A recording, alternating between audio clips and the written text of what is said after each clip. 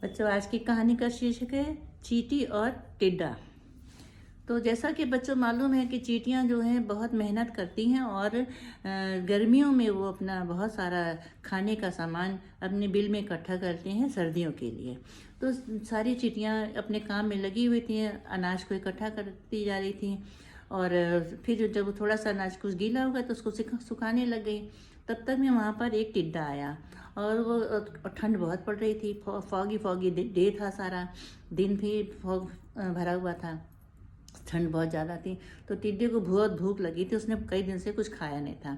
उसने चींटी से कहा कि चींटी रानी, तुम मुझे कुछ अब खाना दे दो अपने अनाज में से। तो उसने कहा क्यों, तो तुमने कुछ भी इकट्ठा नहीं किया? कहते नहीं, मैंने तो कुछ नहीं इकट्ठा किए।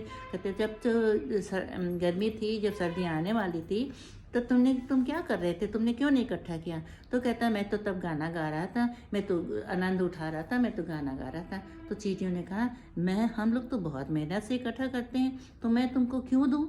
और तुमने जब समय था तो तुमने इकट्ठा नहीं किया, और तो अभी तुम जा कर के फिर से गाना गाना शुरू कर दो। तो बच्चों, इस बात से हमें ये शिक्षा मिलती है कि हमें समय रहते अपना काम कर लेना चाहिए, दूसरों से मांगने की हमें ज़रूरत ना पड़े। समय की सदुपयोगिता का बहुत ध्यान रखना चाहिए।